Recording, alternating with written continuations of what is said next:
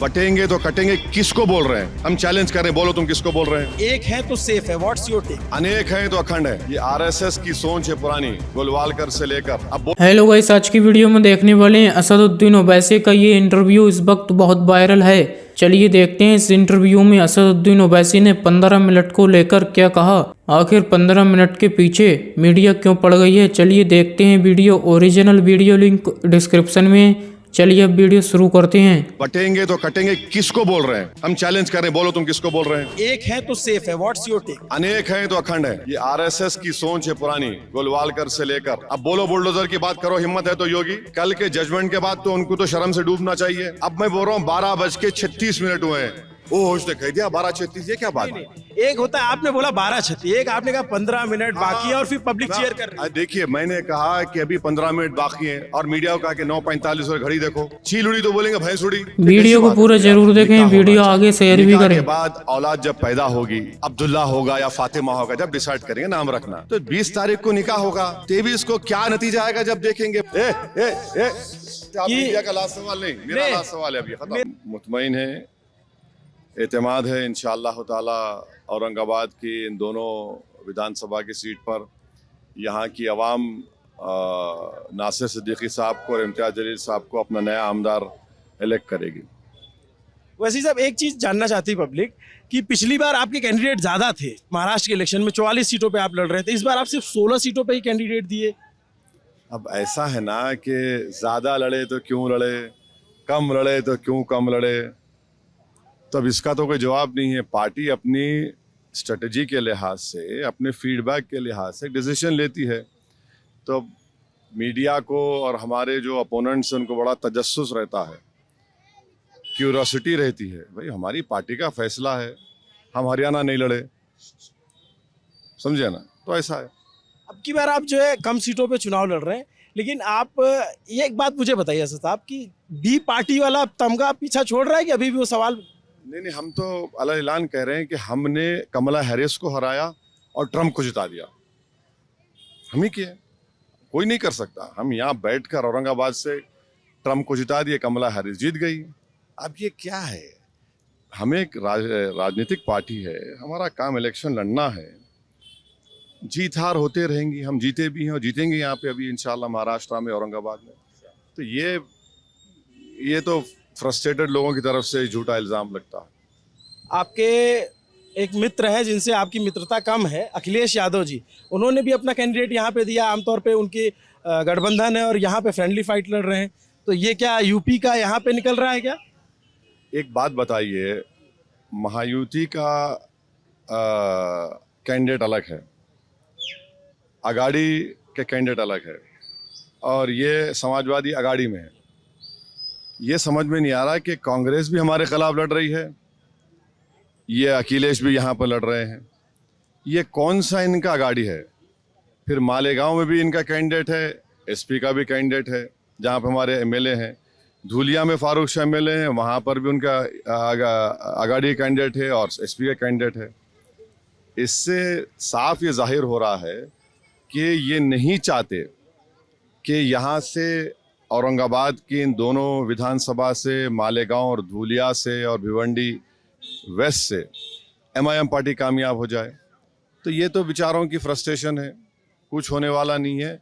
बदतरीन तरीके से लोग हारने वाले हैं, देखना है, इनको जमानत भी नहीं बचा पाएंगे इंशाल्लाह। अच्छा, एक बात ये मैं जानना चाहता हूँ कि जो पॉलिटिकल अभी रिमार्क्स आ रहे हैं, और खास करके आपका एक बयान आया और एक देवेंद्र फडणवीस जी का बयान आया, आपने सुना वो बयान उनका, जिसमें उन्होंने कहा कि औरंगजेब की विरासत पे कुत्ता भी पेशाब नहीं करेगा, इस टाइप का बयान दिया और आपने भी जवाब दिया। तो इस पे आप लोग इस तरह की फाइट क्यों है? भाई कोई मेरा नाम लेके बोलेगा तो मैं कर्जा बाकी रख लूँ? आप बताइए, कोई ललन टाप को अनाप शनाप बक देगा तो आप अपने तरीके से क्लैरिफिकेशन देंगे ना। और चुनाव का माहौल है, एक शख्स जो मुख्यमंत्री रह चुका है, अभी डिप्टी चीफ मिनिस्टर है और होम मंत्री है, और वो हमारा नाम लेता है, तो हम उनको जवाब ये दिए कि हमारा नाम क्यों ले रहे फडणवीस? तुम्हारे दिमाग में वो फितूर जो है कि मैं बड़ा हूँ और सब तुम्हारे पैरों के पास है, वो तो नहीं है। बाबा साहब अम्बेडकर सबको बराबर कर दिया। अगर फडणवीस में दम है तो जरांगे पटेल का नाम लीजिए ना आप, समझे आप? वो नहीं ले रहे हैं। तो हिंदू मुस्लिम करने के लिए, अपनी नाकामियों को छुपाने के लिए, इस मुक़द्दस तारीख़ी शहर में 8 दिन में एक मरतबा पानी आता है। यहाँ पर पूछ लीजिए आप वो सॉल्व नहीं किए। इस शहर के लिए एक टेक्सटाइल पार्क मंजूर हुआ 2023 में, उसको अमरावती लेकर चले गए आप। इस डिवीज़न में 2024 के 6 महीने में 421 के करीब किसान खुदकुशी कर लिए। आप उसके बारे में बात नहीं करते। मराठा आरक्षण के बारे में बात नहीं करते। किसके बारे में बात करते? अब्दुल्ले भाई ओवैसी के बारे में बात करते। तो ये उनका ये उसको कम्युनल करना, हिंदू मुस्लिम करने की कोशिश कर रहे हैं। वो तो आप पे भी आरोप लगाते हैं कि आप हिंदू मुस्लिम करते हो, क्योंकि आप अपने कैंडिडेट सिर्फ मुस्लिम सीटों पे देते हो जहाँ पे मुस्लिम बाहुल्य है। एक बात सुनिए, जो लोग आईने में चेहरा अपना देखेंगे ना, तो बहुत दागदार नजर आएगा चेहरा बीजेपी वालों को। आप तो एक मुसलमान टिकट नहीं देते, आपको एक मुसलमान एमपी नहीं है, और आप तमाम ने मिलकर, तमाम कम्युनल सो कॉल्ड सेकुलर मिलकर इम्तियाज जलील को आपने हरा दिया इस पार्लियामेंट की सीट से। अपना गिरेबान झांक कर भी तो देखो। आपने तमाम कमियां गिनाई कि इस लोकसभा में या इस क्षेत्र में काम नहीं। आपके भी तो एमपी थे, उन्होंने क्या किया फिर?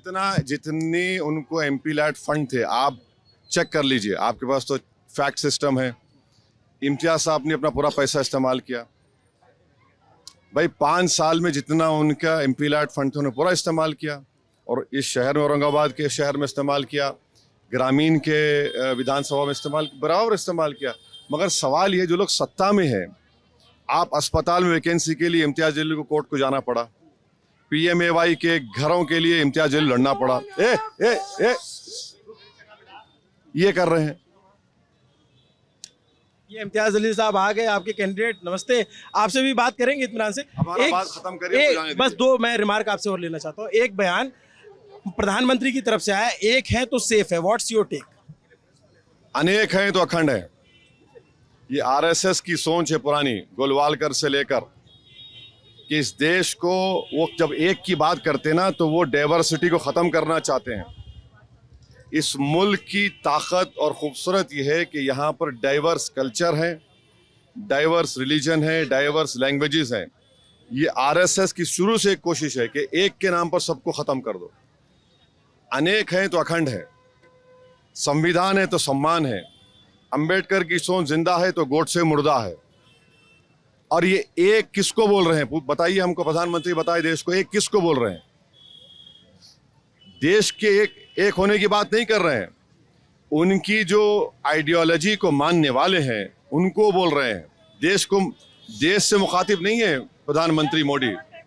इसलिए नहीं है क्योंकि पार्लियामेंट के इलेक्शन में उन्होंने कहा था मुस्लिम खवातीन ज़्यादा बच्चे पैदा करते महिलाएं, हिंदू बहनों गलों से मंगलसूत्र निकाल कर मुसलमान खवातीन को दिया जाएगा, महिलाओं को दिया जाएगा, भैंस छीन कर दिया जाएगा। अब ये उन्होंने ये कहा था जिनके ज्यादा बच्चे। ना नहीं, अब आप इस क्लैरिफिकेशन मत दीजिए। मैं उनका कोट कर रहा हूं। मैं क्यों क्लैरिफिकेशन? उनका कोट ये था कि मुस्लिम महिलाएं ज्यादा बच्चे पैदा करती हैं। कहाँ पैदा करती हैं? TFR रेट तो सबका गिरा, ज्यादा मुसलमानों को गिरा है। अब अमित शाह बोल रहे कि वक्फ की जमीन को जमीन सब वक्फ करके छीन लेंगे। तो ये इनका हमेशा का झूठा प्रोपेगेंडा है, और मैसेज ये देना चाहते हैं कि देखो मुसलमान है से डरो। ये मैसेज है उनका। एक बयान योगी आदित्यनाथ का भी आया, बटेंगे तो कटेंगे। हाँ, इस पर आपका क्या कहना? अब योगी बोले बुलडोजर के ऊपर। कल सुप्रीम कोर्ट का जजमेंट आ गया, गाइडलाइंस फ्रेम कर दिए गए, आर्टिकल 142 के तहत सुप्रीम कोर्ट का जजमेंट लॉ बन चुका है। अब कौन सा ऑफिसर इनके अनकॉन्स्टिट्यूशनल ऑर्डर को फॉलो करेगा? प्रधानमंत्री ने भी बुलडोजर को सेलिब्रेट किया था। इसी महाराष्ट्र में मुंबई के करीब कौन सी जगह है जहाँ फसाद हुआ था, जो बुलडोजर तोड़ दिए? नहीं, एक जगह है, हाँ, मीरा रोड में आपने बुलडोजर तोड़ दिए। अब चलाओ, अब बोलो, बुलडोजर की बात करो, हिम्मत है तो योगी। कल के जजमेंट के बाद तो उनको तो शर्म से डूबना चाहिए कि आपने इलाहाबाद में पत्नी के नाम पे घर है, हस्बैंड को देकर तोड़ दिया आपने, कितनों के घर तोड़ दिया आपने। तो ये जो आया है ना कल का सुप्रीम कोर्ट का जजमेंट, वो बता देगा, वो इनको आईना दिखा दिया है और उसको कहा अनकॉन्स्टिट्यूशनल है। सुप्रीम कोर्ट का और एक वर्ड क्या है? The use of bulldozer shows the state of affairs in that state. इससे बढ़ के क्या होना चाहिए उनको? बताइए आप। अच्छा, ये बटेंगे तो कटेंगे किसको बोल रहे हैं? हम चैलेंज कर रहे हैं, बोलो तुम किसको बोल रहे हैं? तुम देश को बोल रहे हैं? तो फिर चीन में 4 साल से चीन PLA आर्मी बैठी हुई है, वहां पर बात ही नहीं करते, वहां पर सांप सूंघ जाता आपको। 4 साल के बाद आप बोलते हैं कि हम पेट्रोलिंग करेंगे। भाई डेमचौक, डेमसॉक, पोंगसोंगसू लेक में बफर जोन आपने क्यों क्रिएट किया? वहां पर हम पेट्रोलिंग नहीं कर पा रहे बफर जोन में। आपने चीन को, मसला लद्दाख का था, आपने अरुणाचल यांगसी में उनको पेट्रोलिंग राइट्स दे दिए, जबकि पार्लियामेंट में खड़े होकर राजनाथ सिंह ने कहा था यांगसी के बारे में, अरुणाचल के, चीन यूनिलैटरली तरीके से बॉर्डर चेंज कर रहा है। ये वहां पर नहीं बोलेंगे बटेंगे कटेंगे, सिर्फ जिसको अंग्रेजी में होता है डॉग विजिल पॉलिटिक्स है ये। मैं ये चीज़ जानना चाहता हूँ कि ये अगर आपको आखिरी लगता है, सवाल मैं आखिरी सवाल है, एक तो मैं आपके जो छोटे भाई हैं उन्होंने सोलापुर की रैली की और उसमें उन्होंने मैं गया, नहीं, उनका एक मैं भाषण देख रहा हूँ नहीं गए थे, मैं गया था, कल गया था। वहां पे, मैं उनका एक महाराष्ट्र का एक स्पीच देख रहा जिसमें उन्होंने बड़े तंजिया अंदाज में कहा कि 15 मिनट अभी बाकी है। देखिए एक बात सुनिए, मैंने भी कल कहा 10 बजे ख़त्म करना पड़ता है। अगर मैं बोलूं कि भाई 1 बजे ख़त्म करना है, 12:45 है, 15 मिनट बाकी हैं, ये क्या है? आप लोगों को इतना फोबिया क्यों है? मैंने हमें नहीं फोबिया है, आपको नहीं है, आपकी जो बड़ा कबीला है उनको फोबिया है। अरे 15 मिनट क्या है? मैंने भी कहा कल शोलापुर में, अभी क्या है बताइए आप? तो गलत है ना? ये ट्वीट करते हैं नहीं, नहीं, घड़ी देखकर वक्त बोलना भी गलत है क्या? बोलिए। अब मैं बोल रहा हूँ 12:36 हुए हैं, ओ उसने कह दिया 12:36, ये क्या बात? नहीं, एक होता है आपने बोला 12:36, एक आपने कहा 15 मिनट बाकी है और फिर पब्लिक चेयर कर रही है। देखिए मैंने कहा कि अभी 15 मिनट बाकी है और मीडिया को कहा कि 9:45 और घड़ी देखो, घड़ी देखो आप। अरे हर चीज को आप लोग, अबे चील उड़ी तो बोलेंगे भैंस उड़ी, ये कैसी बात है? बोलिए आप, तो गलत है ना? नहीं तो गलत है ना? नहीं, ऐसा तो गलत है ना, ये तो गलत है ना, ये तो ज्यादती है ये तो। अच्छा, लास्ट सवाल, लास्ट आप मीडिया का लास्ट सवाल नहीं, मेरा लास्ट सवाल है अभी खत्म। मेरा लास्ट सवाल, आप अपनी भूमिका महाराष्ट्र चुनाव के नतीजों के बाद कहाँ देखते हैं?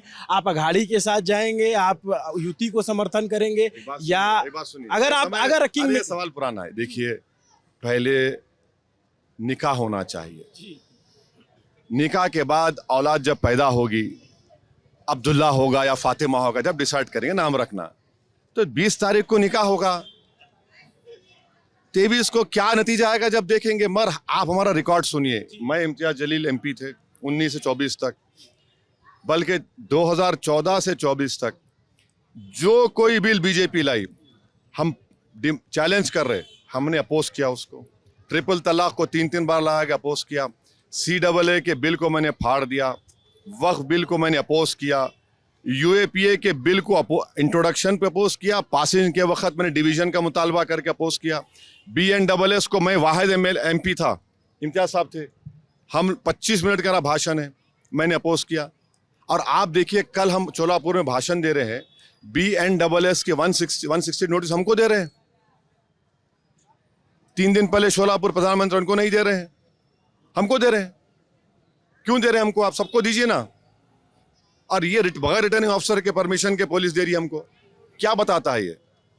हम आपको बता रहे हैं कि बहुत बड़ा मुद्दा इस चुनाव में महंगाई है। महाराष्ट्र में 7% इन्फ्लेशन है, देश में 6.7 है। मीठा तेल कीमती, प्याज कीमती, मसूर की दाल कीमती, आलू की कीमती आसमानों को छू रही हैं। और फिर आप गैस का सिलेंडर 104 रुपये पेट्रोल, 75-80 रुपये डीजल। अब आप बड़े लाडली को मैंने 1500 दिया। अरे भाई तू 1500 दे के 1900 छीन ले रहा जनता के हाथ से, समझे आप? फार्मर सुसाइड 2023 में 2500 फार्मर सुसाइड हुए, उस पर बात ही नहीं कर रहे हैं। रूरल डिस्ट्रिक्ट, आप किसी ग्रामीण इलाके में जाइए, मराठवाड़ा में आप आए हैं, वहां पर जाइए, आप पूछिए कि लड़कों को बुलाइए तुम्हारी शादी क्यों नहीं हो रही। हाँ पूछिए, लड़कों की शादी नहीं हो रही है क्यों? क्योंकि उनको रिजर्वेशन चाहिए, उनको कोई गवर्नमेंट एम्प्लॉय चाहिए। ये है असल मुद्दा। तो फडणवीस प्रधानमंत्री योगी आके उसको कैसा चेंज करेंगे? ओवैसी का नाम लो। अरे भाई ओवैसी जानता है कैसा तुम्हारा टैकल करना तुमको, हम वो होने नहीं दे रहे दूरी के राजनीति को।